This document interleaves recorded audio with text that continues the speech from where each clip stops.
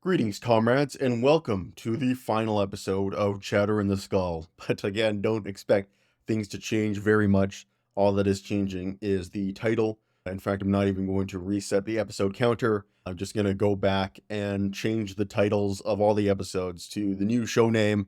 And eventually, one day, probably, hopefully, I will get around to changing the thumbnails to reflect the new logo as well. But with that being said, unfortunately, it's going to be a shorter episode today. Once again, Nurgle has decided to bless my household with his various gifts. Unfortunately, I have not received a gift yet, but my wife has, and that leaves me in the position of being the sole caretaker right now. So obviously, in respect to her, going to keep things on the shorter side today. So we're going to jump right into today's topic, and today I want to talk about the emerging 2024 Republican primary. Obviously, last week we had Ron DeSantis jump in with his hilariously botched Twitter Spaces. And with Ron DeSantis now officially in the race, we actually have the two major candidates now settled, running for the nomination, and obviously going to duke it out with one another to secure the win. So what I find particularly interesting about this emerging battle on the right wing is where the fault lines are being drawn. And that's one of the cool things I think about any inter-party primary processes, is that you see where fault lines are in individual philosophies and the way people think, and how those fault lines emerge into different forms of thoughts and policies and that kind of stuff. As a political wonk, that's all very cool and interesting to me. So anyway, with that out of the way, now that we have the candidates out there attacking each other, got a little bit of meat we can delve into. So let us see where the emerging fault lines are coming into when it comes to this particular Republican primary. So one of the things leading up to Ron DeSantis' eventual announcement was Donald Trump kind of laying on a few salvos before we got there. We talked about military tactics a lot in the last episode, so we have Donald Trump doing some preemptive artillery strikes against Ron DeSantis before he jumps into the actual ring and starts to fight for the nomination. So if you haven't seen, just to give guys some context, right? Sometimes I get a little bit ahead of myself because like I am a political junkie. I follow a lot of this crap, and sometimes people might not know what I'm talking about. But one of the preemptive ads that Donald Trump hit DeSantis before he jumped into the ring was this where they basically just had, and it was like a Trump affiliated. Oh my God, this is gonna look awful. Anyway, that anyway, they had this ad where it's just like pictures of like people putting their fingers into pudding cups, and apparently this comes from an instance where Ron DeSantis just dug into a pudding cup where he just went and slurped it up with his bare hands. But anyway, the actual message of the ad, not just the image of the pudding fingers, was that Ron DeSantis is trying to putting his fingers into Social Security. And this line of attack to me is just really fascinating as a political observer, and seeing where these fault lines are drawing in the Republican Party, because defending Social Security is generally speaking considered a more left-wing policy. It's considered to be a more left-wing policy proposition. And one of the things that Ron DeSantis already is trying to do, and I see that he will probably try and do moving into the primaries, actually position himself to the right of Donald Trump on various issues. And one of them will probably be economic entitlements, if he hasn't really delved into a plan about this yet.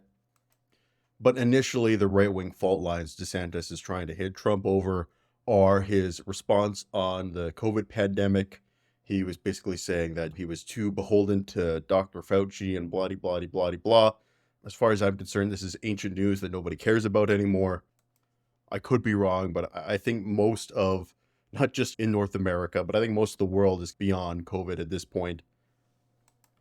And I think by and large, people aren't interested in relitigating old issues from the pandemic.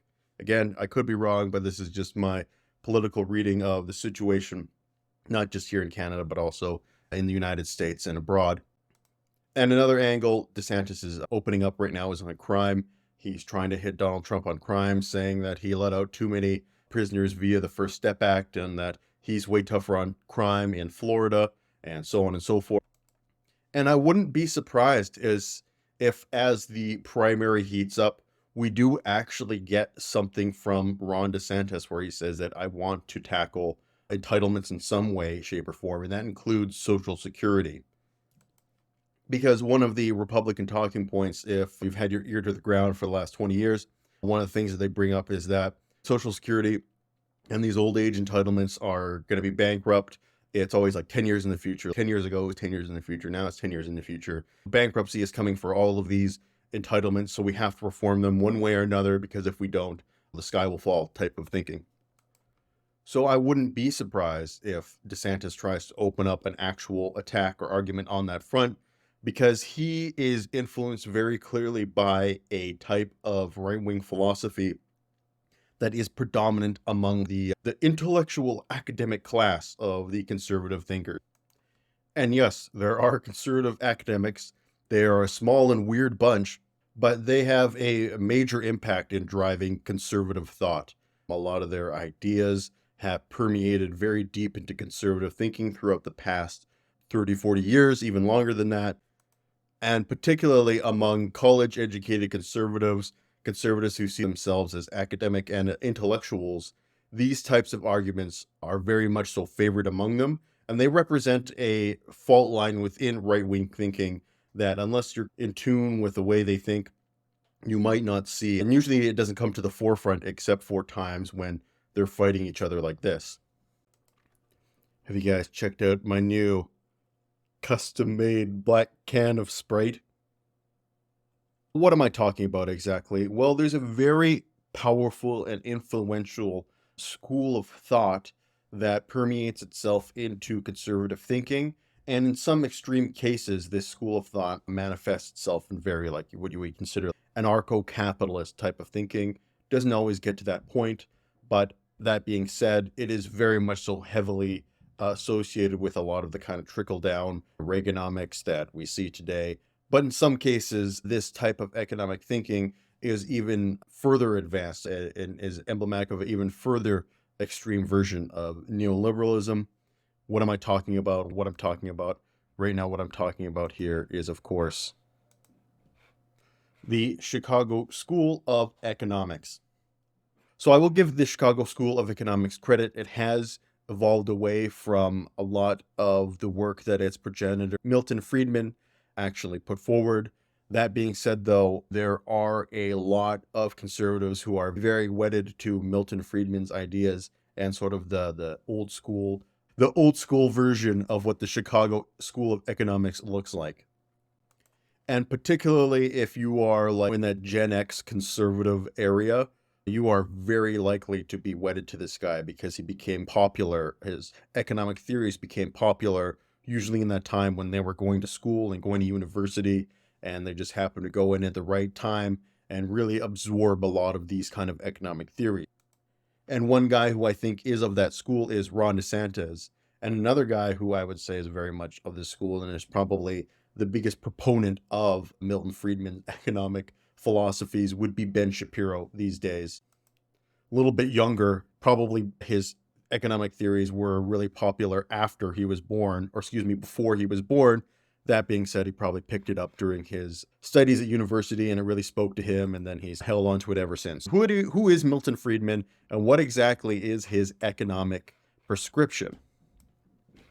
Now, let me move myself over here so we can actually see some of his stats, if you will.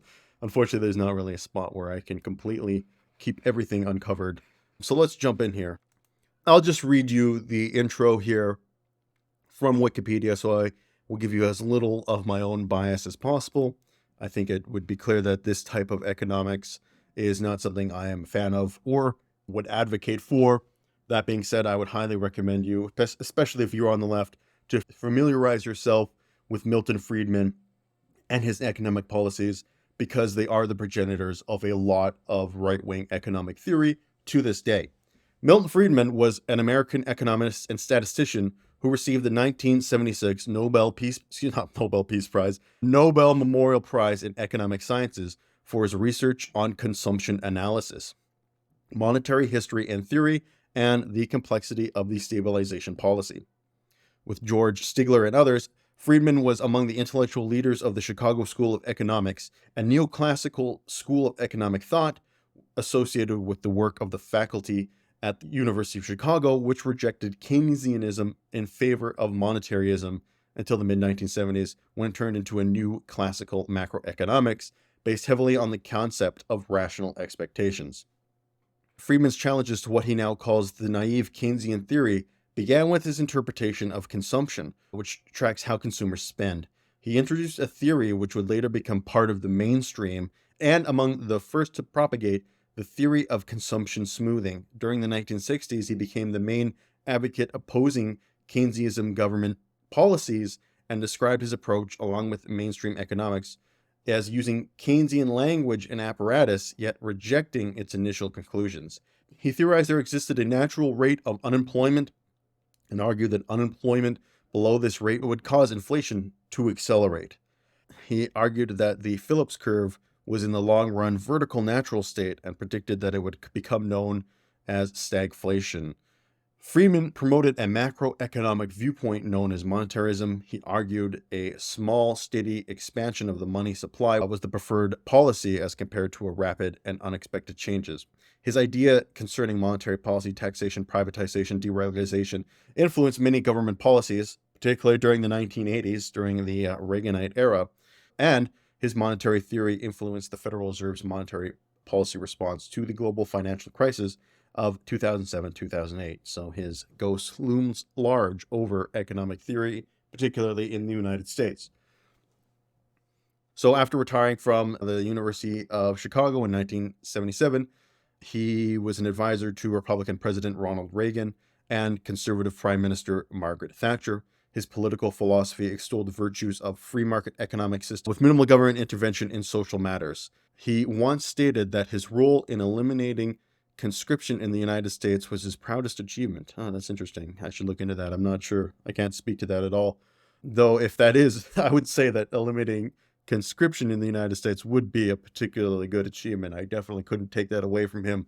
In any case, let's continue. In his 1962 book, Capitalism and Freedom, Friedman advocated policies such as volunteer military, free-floating exchange rates and medical licenses, and a negative income tax, school vouchers, which is very scary in my opinion, and his opposition to war on drugs and support for drug liberalization policies. His support for school choice led him to found the Friedman Foundation for Educational Choice, which was later named EdChoice. Friedman's works cover a wide range of economic topics and policy issues. His books and essays have had global influence, including in former communist states.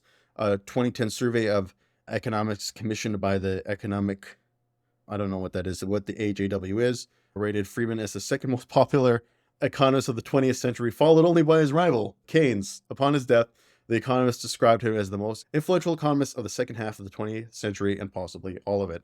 So let's move into some of his very specific policy prescriptions which matter for us, one of which we can see right here that I wanted to bring up for you guys. So here we go. In 1962, Friedman criticized Social Security in his book Capitalism and Freedom, arguing that it created a welfare dependency. However, he does, and it mentions it here, does contradict himself a little bit. In the penultimate chapter of the same book, Friedman argued that capitalism had greatly reduced the extent of poverty in absolute terms. Poverty is a relative matter, and even in the wealthy Western countries, there are clearly many people living under conditions that the rest of us would label as poverty. Friedman also noted that while private charity could be one recourse for alleviating poverty, he cited the 19th century British and United States example as exemplary periods of extensive private charity. I feel like this particular little blurb here is not very well written, not very clear, and if it were up to me, I would write it a little bit better. So basically what they're saying here is that yes, he did criticize Social Security. However, he notes that there needs to be something. He argues through the capitalist lens that poverty isn't in absolute terms, in the sense that what an impoverished person here in North America is very different from what an impoverished person in sub-Saharan Africa looks like in comparison to one another. And you would even say that potentially a middle-class person, relatively speaking, in one of these sub-Saharan African countries would not even live up to someone who lives in poverty in a Western, quote-unquote, system. And essentially, he's arguing that social programs are a factor that help keep things from devolving into absolute terms, because so long as there is some sort of social safety net, poverty can never devolve into that absolute level of complete and total dissolution and destitution. But overall, he spends a whole lot more time criticizing things like Social Security than arguing for their benefit. Generally speaking, social programs, welfare programs, are not viewed particularly highly by Friedman. One such program, while he does not exactly want the elimination of public schools completely destroyed, right here he says, Friedman proposed supplementing publicly operated schools with privately run but publicly funded schools through a system of school vouchers. So basically, this is, that there are now private schools, not necessarily funded directly by the government. What happens is that you put your child in a school and that you will receive a voucher through the government, which will eliminate the costs or reduce the costs. It depends on the system, right? So it's not exactly clear if these vouchers would cover the whole cost or just some of the costs. I think it's definitely left up to whatever parent would decide. Essentially, if they want to put their kid in like a better school, they would take the voucher and then just pay the difference. If a parent didn't want to pay, they would just take the voucher and go to like a lesser school type of thing. Here's the thing about school vouchers. Well, I personally don't think that they would work over here in North America and for our system. They have actually worked in some other countries. For example, Sweden kind of has a school voucher system in the sense that they have a competing public school system and a private school system. But that being said, they're like, people think when they hear this, it's like some kind of like there's no oversight to these private school systems in Sweden. They're extremely, extremely tightly regulated. Their curriculum is tightly regulated. Their staffing is tightly regulated. You can't, for example, you can't open up any type of religious school, public or private, in Sweden. So even if you want to open up a private school, it still has to be completely secular in the country, among various other regulations. So yes, there is a voucher system in Sweden, but it does come with very stringent regulations and very stringent oversight, which is not something that I would expect to happen in the North American context. In any case, what the point here is to illustrate that I'm sure you guys have probably heard school vouchers proposed as part of a Republican policy platform in regards to education. I'm sure you've heard cuts to entitlement being proposed. And these are things which are founded in the Chicago School of Economics. And here's the thing, guys like Ben Shapiro, guys who represent this academic wing of conservatism, they love Friedman. They love him to pieces. And again, Ben Shapiro is on my roster of right-wing people that I watch frequently to make sure I understand what right-wing people are thinking about and talking about and all that crap. And one of the things, if you listen to him, you'll hear him frequently talk about the need for Social Security reform. You'll basically hear him talk. In fact, I've heard him get frustrated actively over the fact that Republicans won't tackle Social Security reform because they're basically afraid that if they want to even begin to tackle Social Security reform, you're going to have to tackle the fact that you have a gigantic and bloated military budget. So why are you going to be coming after old people's pensions for this giant, ridiculous, oversized military budget? Why aren't you going after that first? And then if you can't find enough money out of that, then maybe we'll talk about the pensions. Ben hates that shit. No tolerance for that.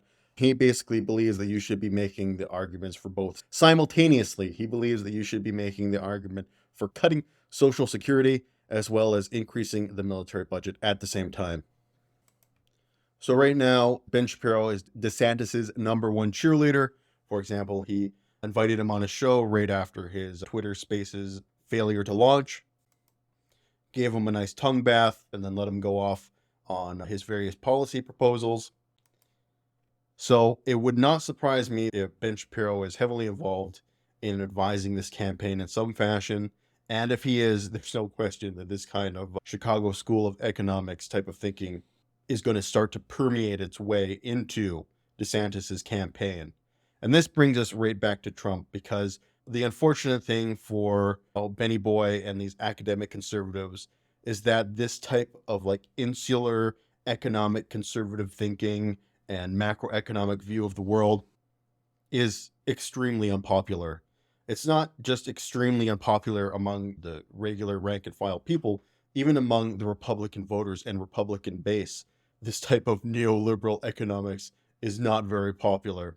And this is something that Donald Trump understands, or at least seems to understand, exceedingly well. I think it's definitely fair to say that there is no human being on the planet who has a better tap of the Republican base's pulse than Donald Trump.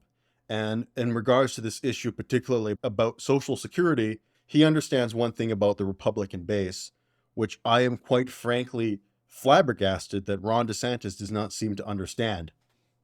You want to talk about one of the most reliable cohorts of Republican support out there? Well, look no further than low-income seniors and low-income pensioners, and of course, middle-income pensioners too. These seniors make up a huge proportion of the Republican base. And not only that, of course, they are very motivated to get out and vote for their candidate of choice, whether it's a primary or general election. And a lot of these seniors are on incredibly fixed incomes, where their pension, their Social Security, all these other entitlements that they've built up their entire life, this might be their only income. This might be it. So if you want to get one of the most stringent and enthusiastic cohorts of Republican support to start supporting Democrats, the one thing you might want to do is start touching their Social Security and pensions and that sort of thing. And Donald Trump understands this. He very clearly understands this. And again, it's bizarre that DeSantis does not, given how many lower income pensioners there are in Florida which support him. But then again, I do think he is detached from the ground of his base. It's pretty clear that he's developed a pretty terminally online campaign, so far at least. And he's actually not as in tune with the Republican base as he thought he was. But this is why Donald Trump is leaning so heavily into being pro-Social Security and using that as a wedge against DeSantis, because he knows it's going to get those low-income and middle-income pensioners to come and vote for him in both the primary and general election. So you might be wondering why these lower-income seniors don't vote for Democrats. Well, they certainly do in a higher proportion than middle or upper-income seniors. But my hypothesis would be is that they're not in lockstep with the Democratic Party in terms of social issues. They're worried in terms of social issues. But one of the things that could definitely get them to put those reservations aside would be meddling with their pensions. But one of the things that's very interesting to me as a political observer, watching the evolution of Donald Trump as a figure over this past, goddamn, it's been almost a decade now, is how he has adopted an air of flexibility, which allows him to take on a wide variety of policy positions and also allows him to attack his opponents on basically whatever angle he thinks will work. It's funny, he's actually arguing and debating more. Like we talk about like the political perspective is all the elements. Like I talked about how airbenders debate. It's reminding me how like an airbender would debate, being very flexible and willing to attack their opponent based upon their own terms rather than their internal ideological terms, if that makes any sense. Like when it comes to debating conservatives, one of the big things that I will always go for is hammering them on freedom, because a lot of them don't actually believe in freedom as much as they say they do. And it's extremely easy to reveal this over time.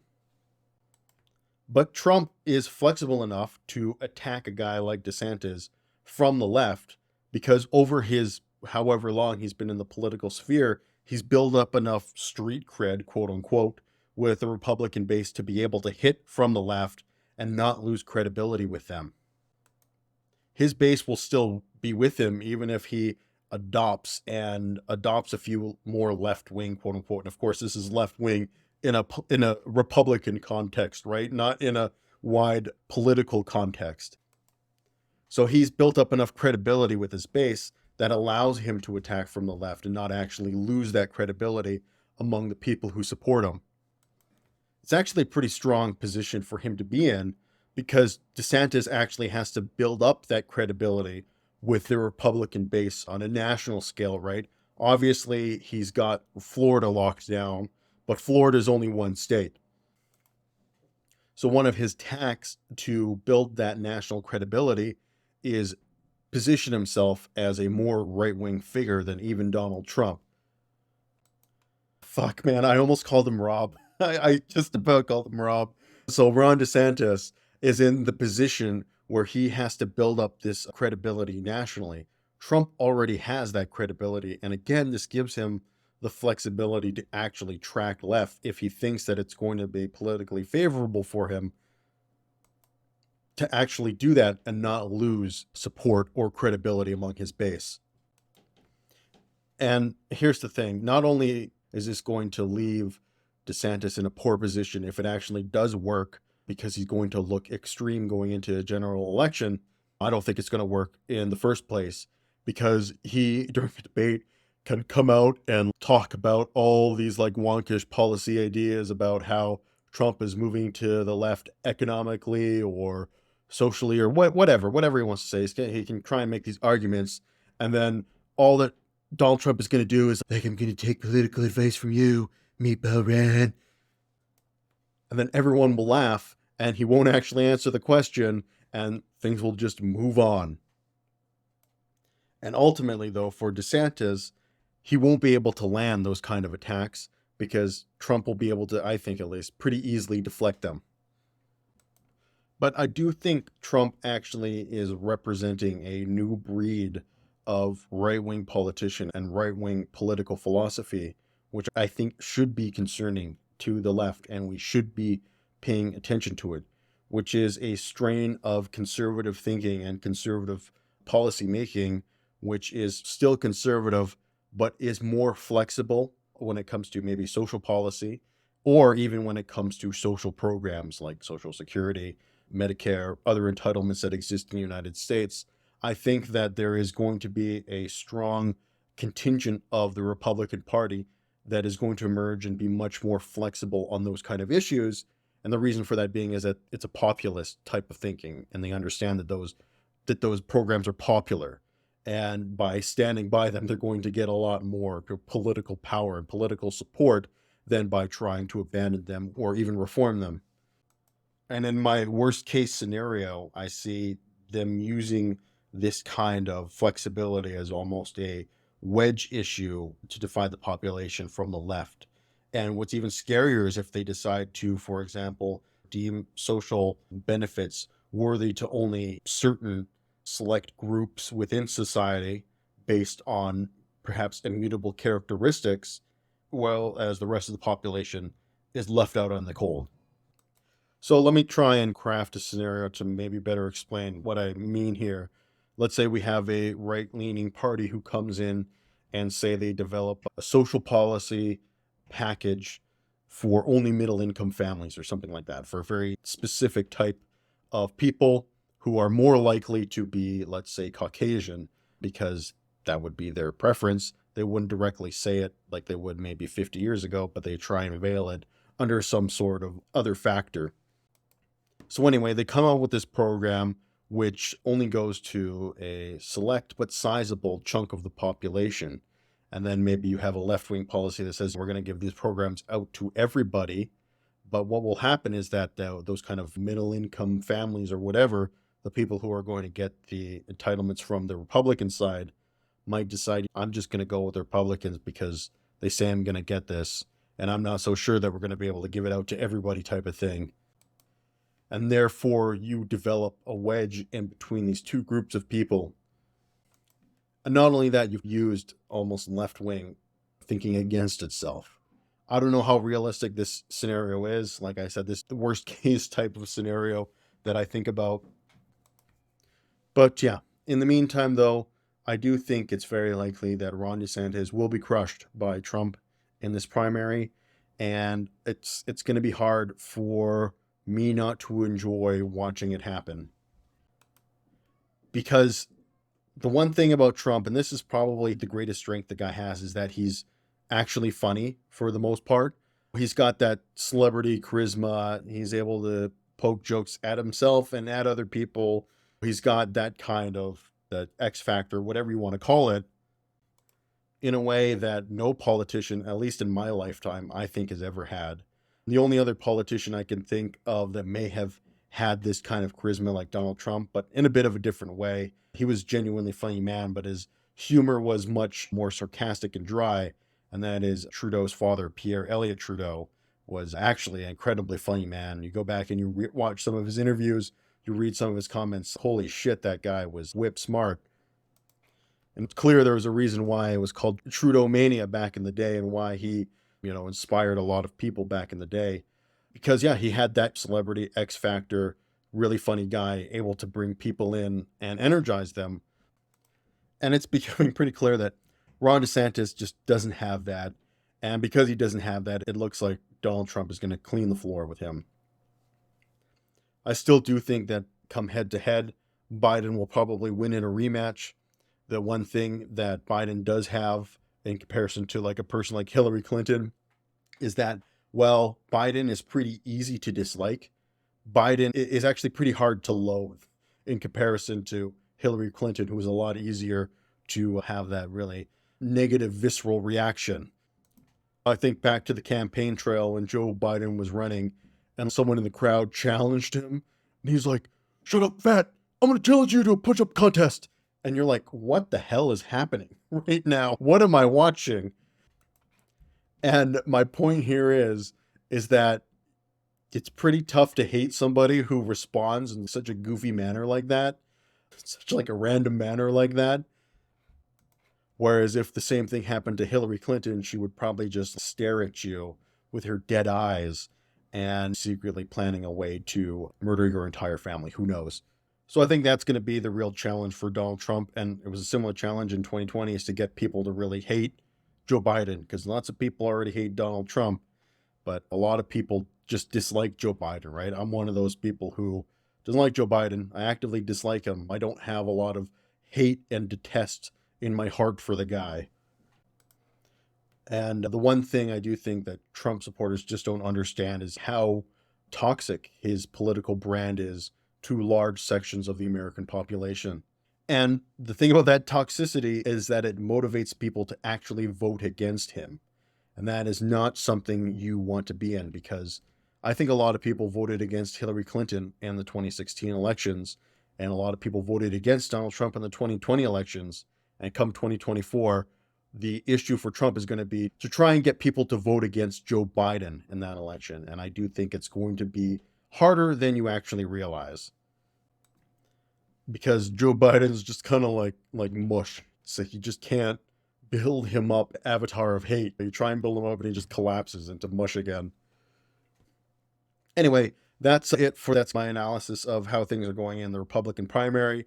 The main thing I want to bring your guys' attention to is this evolving economic fault line in the Republican Party. It's definitely something I'm going to be paying attention to moving forward. And I really am interested to see what Ron DeSantis' strategy, if any, is going to be to counteract Donald Trump's continued attack on his record on Social Security. So with that, I am going to move into a feel-good story. First time we've had one in a while, and then we'll obviously end the show. So let's go into our feel-good story of the episode. Today we have this story from Science Alert. Scientists find a way to harvest clean energy from nothing but air. So let's delve into the details here. Engineers have demonstrated something marvelous. Almost any material can be used to create a device that continuously harvests energy from human air. It's not a development that's ready for practical application, still theoretical, but it does, its creators say, transcend some of the limitations of other harvesters. All the material needs is to be pocketed with nanopores less than 100 nanometers in diameter. That's around 1,000th of the width of a human hair. So it's easier said than done, but far simpler than expected. The material can harvest electricity generated by microscopic water droplets in humid air, according to the team led by engineer Xiaoming Liu of the University of Massachusetts Amherst. They have called their discovery the generic airgen effect. The air contains an enormous amount of electricity, says engineer Hyun-Yo of UMass Amherst. Think of a cloud, which is nothing more than a mass of water droplets. Each of those droplets contains a charge. But when the conditions are right, the cloud can produce a lightning bolt. But we don't know how to reliably capture electricity from lightning. But what we've done is create a human build on a small scale cloud that produces electricity for us to predictably and continuously use so that we can harvest it. And so just pause here. What he's saying, super fascinating, is that they are trying to recreate lightning clouds process, or they're trying to recreate the process of creating lightning in a cloud. And that to me is just so interesting. Like, how did we not really, that's another thing that's so obvious. How do we not think about that as a means of generating electricity? So obviously they're talking about using sort of the friction and the static electricity built up by all these water molecules rubbing against each other, and then that eventually create a lightning bolt, which would discharge down into, I'm assuming, this tank, and then again be harvested for our own electricity. Let's move on. If airgen sounds familiar, then it's because the team previously developed an air energy harvester. However, their earlier device relied upon protein nanowires grown by bacterium. And as it turns out, the bacterium is necessary. We realized after making the Geobacter discovery that the ability to generate electricity from air, what we call the airgen effect, turns out to be generic. Literally any kind of material can harvest electricity from the air so long as it has a certain property. So again, really fascinating here, saying that they had their first iteration of this concept actually used sort of a bacteria grown in the device. But turns out they didn't actually need that, because any type of device, well, long as it has these small nanometer holes in it, can actually generate electricity. The property is that the nanometers and their size is predicated on the free mean path of water molecules in the human air. That's the distance a water molecule can travel in the air before it collides with another water molecule. The generic airgen device is made from a thin film of material such as cellulose, skin protein, or graphic oxide. Water materials can easily enter the nanopores and travel from the top of the film to the bottom, but they run into the other sides of the pore as they travel. These transfer charge to the material, producing a buildup. Because the more water molecules run along the top of the film, the charge imbalance occurs between the two sides. This produces a similar effect to what we see in lightning-producing clouds. Rising air creates more cohesion between the water droplets at the top of the cloud, resulting in an excess of positive charge in the higher clouds and an excess of negative charge in the lower ones. In this case, the charge could potentially be redirected to power small devices stored in a battery of some kind. At the moment, it's still in its early stages. The cellulose film the team tested has a spontaneous voltage output of 260 millivolts in the ambient environment, whereas a mobile phone requires a voltage output of 5 volts, but the thinness of the film means that it could be stacked on a scale that the airgen devices more practically applicable. And the fact that it can be made out of different materials means that devices could be adopted from the environment where they are to be used, the researchers say. The idea is simple, but it's never been discovered before. It opens up all kinds of possibilities, Yao says. You could imagine harvesters made of one kind of material for rainforest environments and others for more arid regions. The next step would be to test these devices in different environments, also work on scaling them up. But the generic airgen effect is real, and the possibilities that it represents are hopeful. This is very exciting, Liu says. We're opening up the door wide for harvesting clean electricity from thin air. And again, wow, yeah, when I read that, I was like, God damn, that's so fascinating. Sometimes when I try and find these stories for you guys and I read these stories, and it's just, wow. It feels like the future is here now. All these ideas that we're talking about, they're still not being developed to a scale where they're practically applicable to human society as a whole. I think that is the real sticking point here, is to try and take these ideas and replicate them in a way where they are actually scalable for the billions of people that now live on the planet. Because while this is a very, very cool device and a very, very cool concept, they say it only generates like, what was it, 260 millivolts of electricity. So basically not even close to the amount needed to charge a cell phone. So there's obviously a lot of work to be done, but I can't believe that no one had really thought about this idea before or started working on this idea before, which is essentially trying to recreate the conditions of lightning and use that to harvest electricity from man-made lightning clouds and lightning bolts. Just really interesting stuff, in my opinion. So I hope that actually did leave you on a positive note, a good feel-good story. But with that, we are going to sign off the final episode of Chatter in the Skull. I'll see you guys next week, and we'll have a different logo. And other than that, though, nothing will really change about the show. So with that, we're going to wrap it up for now. I want to thank you guys for watching. This has been the Comrade, signing off for now. Until next time, you guys take care.